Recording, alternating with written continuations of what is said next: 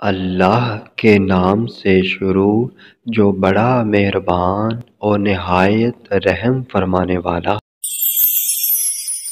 رسول اللہ صلی اللہ علیہ وآلہ وسلم نے فرمایا، حضرت جابر رضی اللہ تعالیٰ عنہ سے مروی ہے کہ جس کو یہ تین چیزیں مل جائیں خدا اسے اپنی حفاظت میں لے لیتا ہے اور اسے جنت میں داخل فرمائے گا۔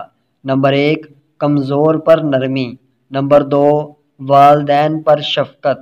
نمبر 3، خادموں کے ساتھ بہترین سلوک۔ رسول اللہ صلی اللہ علیہ وآلہ وسلم نے فرمایا، اللہ تعالیٰ کے ذکر کے سوا زیادہ گفتگو نہ کرو، کیونکہ اللہ تعالیٰ کے ذکر کے بغیر زیادہ کلام کرنا دل کی سختی کا باعث ہے، اور سخت دل آدمی اللہ تعالیٰ سے بہت دور ہوتا ہے۔